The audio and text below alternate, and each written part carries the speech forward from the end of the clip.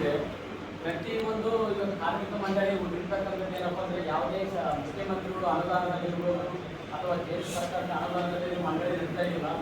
1999 ಸ್ಥಾಪನೆ ಆಗಿರ್ತಕ್ಕಂಥ ನಮ್ಮ ಭಾರತ ದೇಶದಲ್ಲಿ ಕರ್ನಾಟಕ ರಾಜ್ಯದಲ್ಲಿ ಸಹ ಮಂಡಳಿ ಪ್ರಾರಂಭವಾಗಿ 2006 ಪ್ರಾರಂಭ ಆಗಿತ್ತು. ಅದು ಏನು ಅಮೌಂಟ್ ಇದೆ ನಮ್ಮ ಮಂಡಳಿಯಲ್ಲಿ ಇವತ್ತು ಕಾರ್ಮಿಕರು ಬೆವರ ಶಿಕ್ಷೆ ಇರ್ತಕ್ಕಂಥದ್ದು 1% ಸೆಸನದಿಂದ ಮಂಡಳಿಯಲ್ಲಿ ಸಾವಿರಾರು ಕೋಟಿ, ಸುಮಾರು ನನ್ನ ಅಂದಾಜು ಪ್ರಕಾರ 40,000 ಕೋಟಿ ಇರ್ತಕ್ಕಂಥ ಒಂದು ಮಂಡಳಿಯಲ್ಲಿ ಇವತ್ತು ಅದಕ್ಕೆ ಹಂತವಾಗಿ ಸಂಬಂಧಿಸಿರ್ತಕ್ಕಂಥದ್ದನ್ನು ಏನಂತ ಕಿಟ್ಗಳು ಕೊಡೋದಿರ್ಬೋದು, ಅವಶ್ಯಕತೆ ಇಲ್ಲದಂಥದ್ದು ಹೆಲ್ತ್ ಚೆಕಪ್ ಇರ್ಬೋದು, ಆಮೇಲೆ ಆರೋಗ್ಯ ಸಂಚಾರ ಘಟಕ ಇರ್ಬೋದು, ವಿವಿಧ ರೀತಿಯಲ್ಲಿ ಮೊದಲೆಲ್ಲ ನಮ್ಗೆ ಏನು ಕೊಡ್ತಿದ್ರು ಅಂತಂದರೆ ನಮಗೆ ಅವಶ್ಯಕತೆ ಇರ್ತಕ್ಕಂಥ ಒಬ್ಬ ಬೇಸರಿಗೆ ಏನು ಬೇಕಪ್ಪ ಇವತ್ತು ಪ್ರತಿದಿನ ಕೆಲಸಕ್ಕಂದ್ರೆ ಒಂದು ಗನ್ನು, ಸುತ್ತಿಗೆ, ಟ್ಯಾಪೆ, ಗುಂಡು, ಒಂದು 50 ಟೇಪು ಅಥವಾ ವೆಲ್ಡಿಂಗ್ ಮಾಡೋ ಕಾರ್ಮಿಕರಿಗೆ ವೆಲ್ಡಿಂಗ್ ಮಾಡೋ ಮಿಷನ್ನು, ಕಟಿಂಗ್ ಮಾಡೋ ಮಿಷನ್ನು, ಕಾರ್ಪೆಂಟ್ರಿಗೆ ಸಹ ಏನೇನು ಬೇಕು ಈ ರೀತಿ ಬರ್ತಾ ಇದ್ರು. ಇದೀಗ ಏನಾಗ್ತಿದೆ ಅಂತಂದರೆ ಈ ಸರ್ಕಾರ ಬಂದ ಮೇಲೆ ಪ್ರತಿಯೊಂದು ಅವಶ್ಯಕತೆ ಇಲ್ಲದಂಥದ್ದು ಇಲ್ಲೆಲ್ಲ ನಿಮಗೆ ಎಲ್ಲ ಕಣ್ಮುಂದೆ ತೋರಿಸಿದೆ ಸರ್. ಇವತ್ತು ನೋಡ್ರಿ ಹೆಲ್ಮೆಟ್ ಕೊಟ್ಟಿದ್ದಾರೆ. ಈ ಹೆಲ್ಮೆಟಲ್ಲಿ ಈ ಹೆಲ್ಮೆಟ್ ಯಾಕೆ ಕೊಡ್ತಿದ್ದಾರೆ ಅಂತಂದರೆ ಇವತ್ತು ಪೊಲೀಸ್ ಇಲಾಖೆ ಒಂದು ಮಾಡ್ತಾರೆ ಅವೇರ್ನೆಸ್ ಪ್ರೋಗ್ರಾಮ್, ಏನು ತಲೆ ಸೇಫ್ಟಿ ಇರಲಿಲ್ಲ ಅಂತೇಳಿ. ಇವತ್ತಿನ ದಿನ ಇಟ್ಕೊಳ್ಳೋಕ್ಕೇ ಇಲ್ಲ, ಕಿತ್ತು ಬರ್ತಿದೆ. ಇದು 3,700 ರೂಪಾಯಿ, 3,575 ರೂಪಾಯಿ ಬೆಲೆ ಟೆಂಡರ್ ಆಗಿದೆ ಸರ್. ಇದರಲ್ಲಿ 1,348 ರೂಪಾಯಿ ವ್ಯಾಲ್ಯೂಯೇಷನ್ ಕಟ್ಟಿದೆ ಸರ್. ಇದರಲ್ಲಿ ಸರ್ಕಾರ ನಾವು ಎಷ್ಟೇ ಎಷ್ಟು ಕೊಟ್ಟಿದೆ ಸರ್, 3,775 ರೂಪಾಯಿ ಟೆಂಡರ್ ಆಗಿದೆ ಸರ್. ಒಂದು ಕಿಟ್ಟಿನ ವ್ಯಾಲ್ಯೂ ಅಂದ್ರೆ ಒಂದು ಕಿಟ್ ಒಂದು ಬ್ಯಾಗಲ್ ಸಪ್ರೇಟ್ ಅಂದ್ರೆ ಬೇರೆ ಕೊಡ್ತೀನಿ ಸರ್.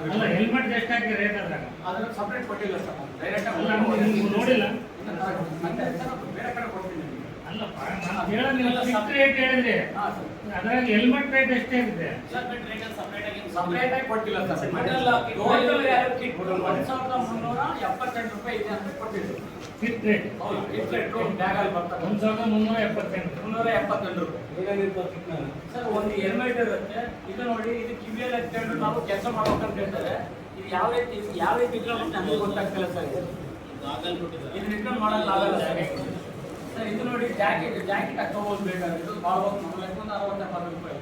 ಇದೇ ರೀತಿಯಲ್ಲಿ ಹೋದಾಗ ಸರ್ ಗ್ಲೌಸ್ ಅಂದರೆ ನಾವು ಕಾಂಕ್ರೀಟ್ ಹಾಕ್ತೀವಿ ಸರ್. ಬಿಲ್ಡಿಂಗ್ ಕಾಲಮ್ ಇರ್ಬೋದು, ರೂಬಲ್ ಇರ್ಬೋದು, ಇದನ್ನ ಹಾಕೋದು. ಇದೆಲ್ಲ ಬೂಟು ಸರ್, ಕಾಂಕ್ರೀಟ್ ಹಾಕ್ತೀವಿ ಸರ್. ಕರ್ನಾಟಕ ರಾಜ್ಯ ಕನ್ನಡ ಒಕ್ಕೂಟದ ಮುಖ್ಯಸ್ಥ ರಾಜ್ಯ ಮುಖ್ಯಸ್ಥ. ಇವತ್ತು ಸರ್ಕಾರ ಏನು ಮಾಡಿದೆ ನಮ್ಮ ಇಲಾಖೆಯಲ್ಲಿ ಅಂದರೆ ಕಳಪೆ ಥರ ಕಿಟ್ಟು 1,400 ರೂಪಾಯಿ ಒಂದು ಕಿಟ್ಟು ಮಾಡಿಬಿಟ್ಟು ಕಾರ್ಮಿಕರಿಗೆ ಇದು ಭಾಳ ತಕ್ಕಂಥ 560 ರೂಪಾಯಿ ಒಂದು ಕಿಟ್ಟು ಬಾಯಿ ಬಳಸ್ತು. ನಾವು ಮಾಹಿತಿ ತಗೊಂಡಲ್ಲ ಅಂಗಡಿಗಳಲ್ಲಿ. ಇದರಲ್ಲಿ ಏನಾಯ್ತು ಅಂದರೆ ಒಂದು ಹೆಲ್ಮೆಟ್ಟು, ಒಂದು ಜಾಕೆಟ್, ಒಂದು ಗ್ಲೌಸು, 10 ರೂಪಾಯಿ ಒಂದು ಗ್ಲೌಸು, 15 ರೂಪಾಯಿ ಒಂದು ಸ್ಪೆಕ್ಟ್ ಕೊಟ್ಟು ಕಾರ್ಮಿಕರಿಗೆ ಒಂದು ಈ ಥರ ಗಾಗಲ್ಸ್ ಕಿವಿ ಹಾಕೋದು. ಇದೆಲ್ಲ ಸೇರಿದ್ರೆ 1,450 ರೂಪಾಯಿ ಭಾಳ ಲಿಸ್ಟು. 1,400 ರೂಪಾಯಿ ಬಿಲ್ ಮಾಡ್ಕೊಂಡು 1,000 ಕೋಟಿ ದುಡ್ಡನ್ನು ಪೋಲ್ ಮಾಡೈತೆ. ನಾವು ಹೇಳ್ತಿರೋದೇನು, ಸರ್ಕಾರದಿಂದ ನಮ್ಮ ಇಲಾಖೆ ದುಡ್ಡು, ನಮ್ಮ ದುಡ್ಡು ಇದು, ನಮ್ಮ ಕಾರ್ಮಿಕರು ಬೇರೆ ಒಳ್ಳೆ ರೀತಿ ಗುಣಮಟ್ಟ ಕೊಡ್ರಿ. ಈ ಕಾಮಗಾರಿ ಮಾಡಕ್ಕೆ ಈ ಕೆಲಸ ಅರ್ಹತೆ ಹೊಂದಿಲ್ಲ ಅಂತ ಕಿಟ್ಟು ಕೊಡ್ತಾ ಇದ್ದಾರೆ. ಹಾಗಾಗಿ ನಮ್ಮ ಹಣನ ದುರುಪಯೋಗ ಮಾಡ್ತಾ ಇದ್ದಾರೆ. ದಯಮಾಡಿ ಈ ಥರ ಟೆಂಡರ್ ಕರೆದು ಬ್ಯಾಡ್ ವ್ಯವಸ್ಥೆಗೆ ಟೆಂಡರ್ ಕರೆದ್ಬಿಟ್ಟು ನಮಗೆಲ್ಲ ನಮಗೆ ಮುಂಚೆ ಇದ್ದಂತ ಮಾಡಬೇಡ್ರಿ. ಈಗ ನಾವು ಶೈಕ್ಷಣಿಕ ಧನ ಸಹಾಯನ ಕಡಿತಗೊಳಿಸಿದ್ದಾರೆ. ಆ ಶೈಕ್ಷಣಿಕ ಧನ ಸಹಾಯನ ಹೆಚ್ಚಿಗೆ ಮಾಡ್ರಿ. ಕಾಲಕ್ಕೆ ಶೈಕ್ಷಣಿಕ ಧನ ಸಹಾಯ ಕೊಡ್ರಿ ಅಂತ ಕೇಳ್ತಿದ್ವಿ. ಮತ್ತು ಮದುವೆ ಧನ ಸಹಾಯನ ಅದನ್ನು ಕಾಲ ಕೊಡ್ರಿ ಅಂತ ಕೇಳ್ತಿದ್ವಿ. ನಿಮ್ಮ ಮಂಡಳಿ ಕಾರ್ಮಿಕ ಇಲಾಖೆ ಕಡೆಯಿಂದ ಬರ್ತಾವ? ಬಂದಿದೆ ಸರ್. ಅಂದ್ರೆ ಮಾನ್ಯ ಸಂತೋಷ್ ಲಾಡ್ ಅವರೇ ಅಧ್ಯಕ್ಷರು, ಸಚಿವರು ಅವರೇ ಅಧ್ಯಕ್ಷರು. ಅದೇ ಅವರೇ ಸರ್ ಅಧ್ಯಕ್ಷರು. ಅವರೆಲ್ಲ ಬಹಳ ಇದಾಗಿ ನಿಯತ್ತಾಗಿ ಮಾತಾಡ್ತಾರೆ. ಇಲ್ಲ ಐತಲ್ಲ ಸರ್, ನಿಯತ್ತು ಅವರು ಇಂಗ್ಲೀಷ್ ಮಾತಾಡ್ಬೋದು. ಇದು ಕಾಣ್ತಾರೆ ಸರ್ ನಿಯತ್ತು ಅವರು. ಇದು ಬರುತ್ತೆ ನೋಡಿ, ಒಬ್ಬ ಕಾರ್ಮಿಕರಿಂದ ಹಾಕಿದ್ದು ಕೆಲಸ ಮಾಡಕ್ ಬರ್ತೇನೆ ಸರ್, ಸೈಕಲಲ್ಲಿ ಏನೋ ಹೊಡೆಯಕ್ಕೆ ಬರ್ತೇನೆ ಸರ್, ಈ ತರ ಹೇಳ್ತಾರೆ. ಅವ್ರು ಕೇಳಿದ್ರೆ ಇಸ್ಕಂತಾರಲ್ಲಪ್ಪ ಅಂತಾರೆ. ಇಸ್ಕಂತಾರೆ, ನಮ್ಮ ಕಾರ್ಮಿಕರಿಗೆ ಇಸ್ಕಂತಾರಲ್ಲ ಅಂತ ವಾದ ಮಾಡ್ತಾರೆ. ಮೊದಲ ಇಸ್ಕಂತಾರ ನಮ್ಮ ಕಾರ್ಮಿಕರಿಗೆ ಗೊತ್ತಿಲ್ಲ. ಈ ತರ ಬ್ಯಾಗ್ ಅಲ್ಲಿ ಕೊಟ್ಟಾಗ ಏನೋ ಕೊಡುತ್ತೆ ಗೊತ್ತಾಗುತ್ತೆ. ಅವ್ರು ಹೇಳ್ತಾರೆ, ನಾವು ಜಮೀನ್ ಗೊತ್ತಾರ ಕರಿತಾರೆ, ಹೋಗಿ ಇಸ್ಕೊಂಡ್ಬಿಡ್ತೀವಿ, ಅದು ಹಾಕೋಣ ಬರಲ್ಲ ಅಂತ ಕೊಡ್ತಾರೆ, ನಾವ್ ಏನ್ ಮಾಡೋಣ ಅಂತಾರೆ. ಅವ್ರಿಗೆ ಏನಾಗ್ತದೆ, ಇಸ್ಕೊಂಡಿದ್ರೆ ಗಾಡಿಯಲ್ಲಿ ರಿಜೆಕ್ಟ್ ಮಾಡ್ತಾರಲ್ಲ ಅಂತ ಅವೇ ಮೂಡ್ಸ್ಬಿಡ್ತಾರೆ ಕಾರ್ಮಿಕರಿಗೆ. ಹಾಗಾಗಿ ಕಾರ್ಮಿಕರೆಲ್ಲ ಹೋಗ್ಬಿಡ್ತಾರೆ. 1,400 ರೂಪಾಯಿ ಕಿಟ್ ಆಗ್ತದೆ ಬ್ಯಾಗ್. ನಮಗೆ ಬ್ಯಾಗ್ ವ್ಯವಸ್ಥೆ. ಮತ್ತೆ ಈ ಟೆಂಡರ್ದಾರರು ಏನನ್ನ ನಮಗೆ ಟ್ರೈನಿಂಗ್ ಕೊಟ್ಟು ಹೋಗಿ 15-20 ರೂಪಾಯಿ ಬಿಲ್ ಆಗುತ್ತೆ. ನಮ್ಮ ಒಬ್ಬ ಕಾರ್ಮಿಕ ಮದುವೆ ಧನಕ್ಕೆ 6 ತಿಂಗಳಾದ್ರೂ ನಮಗೆ ಕ್ಲೈಮ್ ಆಗಲ್ಲ ಸರ್. ವ್ಯಕ್ತಿನ ಹಾಕಿರೋ ವರ್ಷ ತನಕ ಕ್ಲೈಮ್ ಆಗಲ್ಲ. ಈ ಭ್ರಷ್ಟಾಚಾರ ಸಂತೋಷ್ ಲಾಡ್ ಕಾರಣ ಅಂತ ಇಲ್ಲ ಅಧಿಕಾರಿಗಳು ಸಂತೋಷ್ ಇಬ್ರು ಕಾರಣ ಸರ್. ಸಿದ್ದರಾಮಯ್ಯ ಇದ್ರಲ್ಲ ಅವ್ರಂತರ ಯಾರು ಸರ್? ಈಗ ಸರ್ಕಾರದ ಹೊಣೆನೇ ಕಾರಣ ಸರ್. ಈಗ ಮೇಲೆ ತಂದೆನೇ ಇದಕ್ಕೆಲ್ಲ ಆಧಾರ ಇರ್ತದೆ. ಅವರು ಇದಕ್ಕೆ ಇಲಾಖೆ ಸಂಬಂಧಪಟ್ಟೆಲ್ಲ ಇರ್ತಾರೆ. ಹಾಗಾಗಿ ಮುಂದಿನ ದಿನಗಳಲ್ಲಿ ಟೆಂಡರ್ಗಳನ್ನು ನಿಲ್ಲಿಸಬೇಕು, ಇಲ್ಲಾಂದ್ರೆ ರಾಜ್ಯಾದ್ಯಂತ ಉಗ್ರ ಹೋರಾಟ ಮಾಡಿ ಇಲಾಖೆ ಮುಂದೆ ಬೆಂಗಳೂರಲ್ಲಿ ಮುಂದಿನ ಸತ್ಯಾಗ್ರಹ ಮಾಡ್ತಾರೆ ಅಂತ ನಿಮ್ಮಲ್ಲಿ ಇದನ್ನ ಆಗ್ರಹ ಮಾಡ್ತಾ ಇದ್ದೀವಿ ಸರ್. ಟೆಂಡರ್ ನಿಲ್ಲಿಸ್ಬೇಕಾ? ಟೆಂಡರ್ ನಿಲ್ಲಿಸ್ಬೇಕು ಸರ್. ಮತ್ತೆ ಹೆಂಗ್ ಕೊಡ್ಬೇಕು ಸರ್? ಈ ಟೆಂಡರ್ ನಮಗೆ ದುಡ್ಡು ಹಾಕಿ ಸರ್, ನಮಗೆ ದುಡ್ಡು ಹಾಕಿ ತಗೊಂತೀವಿ. ಕಳಪೆ ವಸ್ತು ಬೇಡ ಸರ್ ನಮಗೆ. ಇದು ಏನೋ ಸ್ಪೆಕ್ಟೈರ್ ನೋಡಿ ಸರ್, ಸ್ಪೆಕ್ಟೈರ್ ಇದಕ್ಕೆ ಕೆಲಸ ಮಾಡಕ್ಕೆ ಬರೋದು. ಇದು 10 ರೂಪಾಯಿ ಸ್ಪೆಕ್ಟ್ ನೋಡಿ ನಿಮ್ಗೆ ಕೊಡ್ತಾರೆ ಸರ್. ಒಬ್ಬ ಕಾರ್ಮಿಕ ಯೂಸ್ ಮಾಡಕ್ ಬರುತ್ತೆ ಸರ್. ಈ ಹೆಲ್ಮೆಟ್ ಕೊಡ್ತಾರೆ ಸರ್, ಇದಕ್ಕೆ ಹಾಕಿದ್ರೆ ಏನು ಮಾಡಲ್ಲ ಸರ್, ಬಿಸಾಡಿ ಹೊಡೆದೋಗುತ್ತೆ. ನಾವು ಹೇಳ್ತಾರೆ, ಅವ್ರು ಹೇಳ್ತಾರೆ ಅವರು ಏನಪ್ಪಾ ನಮ್ಗೆ ಕಾರ್ಮಿಕರೆಲ್ಲ ತಗೊಂಡ ಅಂತ ಹೇಳ್ತಾರೆ. ಮತ್ತೆ ಸುರಕ್ಷಾ ಕಿಟ್ ಅಂತ ಕೊಡ್ತಾರೆ ಸರ್, ಬ್ಯಾಗ್ ಇತ್ತು ಸುರಕ್ಷಾ ಕಿಟ್ ಅಂತ, ಶೂ ಮತ್ತೆ ಕನ್ನಡ 1400 ರೂಪಾಯಿ ಬಿಲ್ ಮಾಡ್ತಾರೆ ಸರ್. 3,500 ಬಿಲ್ ಮಾಡ್ತಾರೆ ಈ ಬ್ಯಾಗಿಗೆ, 3,500 ಬಿಲ್ ಮಾಡ್ತಾರೆ. ಇದೆಲ್ಲ ಕಳಪೆ ಸರ್. 1,000 ಕೋಟಿಯಿಂದ ಲೂಟಿ ಹೊಡೆದ ಸರ್. ಸಾಕಷ್ಟು ಪ್ರತಿಯೊಂದು ಜಿಲ್ಲೆಗೆ ಹೇಳ್ತೀವಿ, ದಯಮಾಡಿ ಈ ತರ ಬೇಡ. ನಿಜವಾದ ಕೊಟ್ರೆ ಇಲ್ಲ ಅನ್ನಲ್ಲ, ಒಳ್ಳೆ ಗುಣಮಟ್ಟ ಕೊಟ್ರಿ. ಒಂದು ಮಿಷಿನ್ ಆಗಲಿ, ಕಡಿ ಮಿಷಿನ್ ಆಗಲಿ, ನೀವು ಹೇಳಿದಂಗೆ ದುಡ್ಡು ಕೊಟ್ರೆ ನಾವೇ ತಗೊಂತೀವಿ ಸರ್. ಅಲ್ಲ ನೀವು ಯಾರೋ ಪಾಪ ಅವ್ರು ಹೇಳೋ ಆರೋಪ ಆಗಲಿ, ನಾನು ಹೇಳೋ ಆರೋಪ ಆಗಲಿ, 100ಕ್ಕೆ 80 ಜನ 90 ಜನ ಸಾಮಗ್ರಿ ಹಿಂದಿನ ವರ್ಷಗಳಲ್ಲಿ ಮಿನಿಸ್ಟರ್ ಆಗಿದ್ರಲ್ಲ ಸರ್, ಆ 5 ವರ್ಷದಲ್ಲಿ ಅವ್ರಿಗೆ ಯಾವ ರೀತಿಯಲ್ಲಿ ಜನರಿಗೆ ಹೋಗ್ತಾ ಇದೆ, ಏನೇನು ಸೌಲಭ್ಯ ಕೊಡ್ತಿದ್ರು ಅವರಿಗೆಲ್ಲ ಮನದಟ್ಟಾಗಿದೆ ಸರ್. ಅದು ಹಂಗಾಗಿ ಮತ್ತೆ ಮಿನಿಸ್ಟರ್ ಅವರು ಆಗಿರೋ ಕಾರಣ ಏನಾಗಿದೆ, ಮೊದಲೆಲ್ಲ ರೇಷನ್ ಕಿಟ್ ಏನ್ ಬೇಕು ಅಷ್ಟು ಸಾಮಾನು ಕೊಡ್ತಾ ಇದ್ರು ಮಂಡ್ಯ ಹೋದ್ರೆ, ನಮ್ಗೆ ಅದೇ ರೀತಿ ಕೊಡ್ಲಿ. ಟೆಂಡರ್ ಯಾಕೆ ಕರಿಬೇಕು ಸರ್? ಅದನ್ನ ಟೆಂಡರ್ ಕರೆಯೋದೇ ಬೇಡ. ಟೆಂಡರ್ ಸರ್ ಆಮೇಲೆ ಇಲಾಖೆ ಮಾಡಿದ್ರೆ ಆಫೀಸಿಗೆ ಬರ್ತಾ ಇತ್ತು, ಲೇಬರ್ ಇನ್ಸ್ಪೆಕ್ಟರ್ ಲಿಸ್ಟ್ ಇರುತ್ತೆ ಸರ್ ಅಲ್ಲಿ. ಕಿತ್ತು ಯಾರು ಸಪ್ಲೈ ಮಾಡ್ಬೇಕಲ್ಲ? ಇಲ್ಲ ಸರ್, ಇಲ್ಲಿ ನೋಡಿ, ಇಲ್ಲಿ ಏನಿದೆ, ಇಲ್ಲಿ ಇದು ರೇಷನ್ ಕಿಟ್ ಸರ್.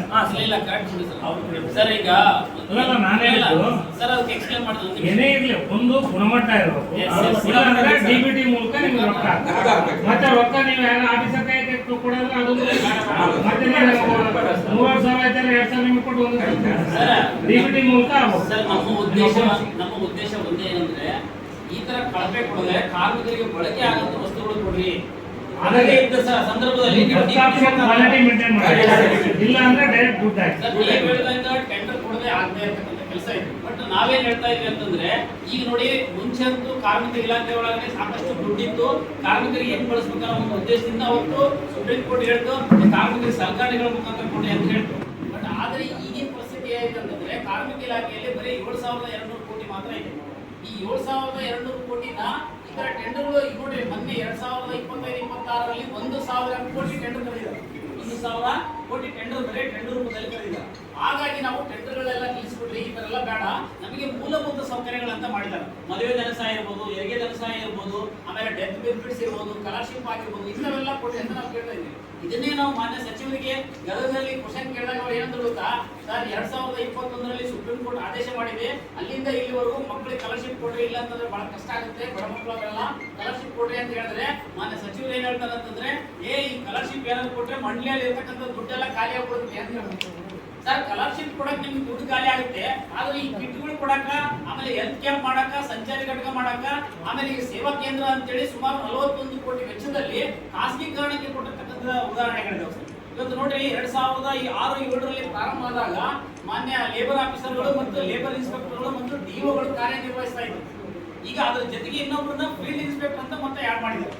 ಇವರೆಲ್ಲ ಇಲಾಖೆ ವತಿಯಿಂದ ಅಲ್ಲದೆ ಮತ್ತೆ ಖಾಸಗೀಕರಣಕ್ಕೆ ಸೇವಾ ಕೇಂದ್ರ ಅಂತ ಕೊಟ್ಟು ಕಾರ್ಮಿಕರೆಲ್ಲ ಅಲ್ಲೇ ನೋಂದಣಿ ಮಾಡ್ಕೋಬೇಕು, ಕಿಟ್ಗಳು ಕೂಡ ಅಲ್ಲೇ ಪಡ್ಕೋಬೇಕನ್ನೋ ಒಂದು ಉದ್ದೇಶ ಮಾಡಿದಾರ.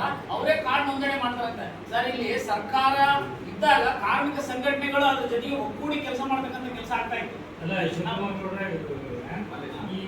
ಕ್ವಾಲಿಟಿ ಇಲ್ಲ. ಇದೇ ತಿಂಗಳಲ್ಲಿ ಕೊಟ್ಟಿದ್ದೇನೆ.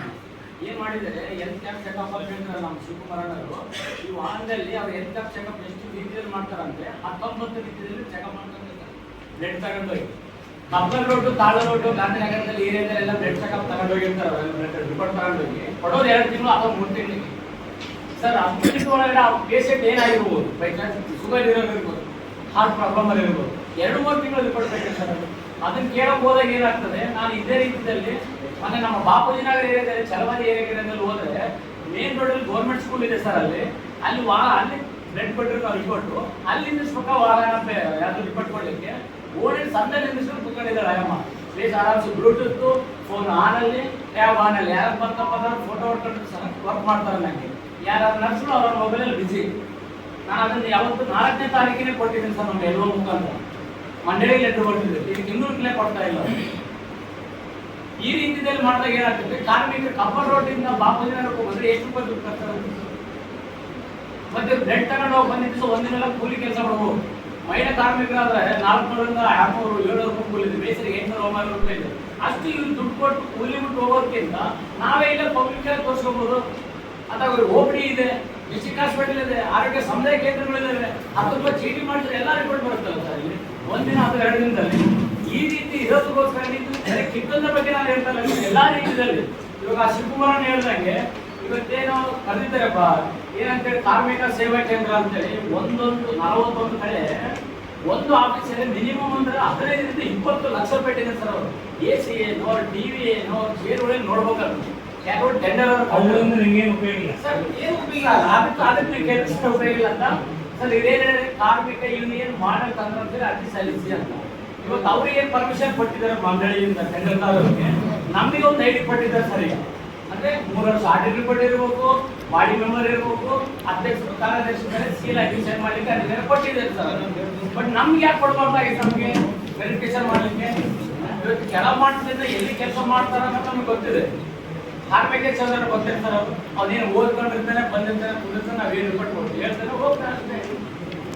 ನಮ್ಗೆ ನೋಡಕ್ ಬಂದೆ ಕಾರ್ಮಿಕ ಸಂಘದವರಿಗೆ ಐಡಿ ಕೊಟ್ಟಿದ್ದೀವಿ ಸೇವಾ ಕೇಂದ್ರ ಸರ್. ಅದೇ ಆಫೀಸರ್ ಮೇಲೆ ಮಾಡ್ತಾರೆ ಸರ್, ಮೇಲ್ ಆಗಿದೆ ನೋಡ್ಬೋದು. ಇವತ್ತು 4,374 ಕಿಟ್ ಇದೆ ಸರ್. ಇವಾಗ ಏನ್ ಕಿಟ್ ಇದೆ ಸರ್, ಅವ್ರು ನಿಲ್ಲಿಸಿಲ್ಲ. ಯಾವುದೇ ರೀತಿ ಒಬ್ಬ ಕಾರ್ಮಿಕ ಕೊಡೋ ಆಗಿಲ್ಲ. ಇದು ನಾವು ಪ್ರತಿಭಟನೆ ಮಾಡ್ತೀವಿ, ಹೋರಾಟ ಮಾಡ್ತೀವಿ, ಏನಾದ್ರು ನೋಡ್ಕೊಂಡ್ರೆ ಕೊಡ್ರಿ ಅಂತ ಈಗ 400 ಕಿಟ್ ಇಲ್ಲೇ ಇದೆ. ಸಾಕಿದೆ ಸರ್. ಒಂದ್ಸಲ 1900 ಬಂದಿದೆ, ಒಂದ್ಸಲ 374 ಟೋಟಲ್ ಎಷ್ಟು ಇದೆ ನಿಮ್ಮ ಕಾರ್ಮಿಕರಲ್ಲಿ ಸರ್ ಇಲ್ಲಿ ಬಳ್ಳಾರಿ ಡಿಸ್ಟ್ರಿಕ್ಟ್ ಅಲ್ಲಿ? ಸರ್ ಇಲ್ಲಿ ನಮ್ದು ನೈಜ ಕಾರ್ಮಿಕರು 23,000 ಪ್ಲಸ್ ಇದೆ ಸರ್. ಇಲ್ಲಿ ಅವ್ರು ಹೇಳ್ತಿದ್ರೆ 1,38,000 ಇದಾವೆ ಅಂತ. ಬಟ್ ಅದು ಯಾವ ಡಾಟಾ ಕೊಡ್ತಿದ್ರೆ ಗೊತ್ತಾಗ್ತದೆ ಸರ್. ಬಳ್ಳಾರಿ 1 ಲಕ್ಷ ಜನ ಅಲ್ಲ, ಯಾಕಂದ್ರೆ ಅವ್ರು ಅದನ್ನ ತಾವು ಡಾಟಾ ಕೊಡ್ತಿದ್ರು, ಅದಕ್ಕಾಗಿ ನಾವು ಟೆಂಡರ್ ನಾವು ಕಟ್ಟಿದ್ವಿ ಓಡಾಡಿದ್ರೆ ಸೀರೆ ನೋಡೋದು ಸರ್. ಪತ್ರಿಕಾ ವಿತರಕರಿಗೆ ಇದೆ ಸರ್. ನಾರ್ಮಲ್ ಕಾರ್ಮಿಕರಿಗೆ 6,000 ರೂಪಾಯಿ ಕೊಡ್ತಾರೆ. ಆಮೇಲೆ ಶೈಕ್ಷಣಿಕ ಸಹಾಯಧನ ಇಲ್ಲ, ಮದುವೆ ಸಹಾಯಧನ ಇಲ್ಲ. ಬೈ ಚಾನ್ಸ್ ಎಲ್ಲೋ ಪೇಪರ್ ಕೊಡೋಕೆ ಹೋದಾಗ ಏನಾದ್ರೂ ಆಕ್ಸಿಡೆಂಟ್ ಆಯ್ತು, ಒಂದು 5 ನಿಮಿಷ ತಡ ಆಯ್ತಪ್ಪ ಅಂದ್ರೆ ನಾಳೆ ದಿನ ಪೇಪರ್ ಬೇಡಪ್ಪ ನನಗೆ ಅಂತ ಹೇಳ್ತಾರೆ. ಮತ್ತೆ ಅಂತರ ಬೇರೆ 10,000 ಅವ್ನು ದಪ್ಪಾದ್ರೆ ಮಾತ್ರ 10,000 ಕೊಡೋದು. ಉಳಿದಿದ್ದಿನ ಉಪಯೋಗ ಏನೈತಿ? ಇಂಥ ರೀತಿಯಲ್ಲಿ 94 ಕಾರ್ಮಿಕ ಸೇರಿಸಿಕೊಂಡು ಅಸಂಘಟಿತ ಕಾರ್ಮಿಕ ವಲಯಗಳ ಹತ್ರ ಸೇರಿಸ್ಕೊಂಡು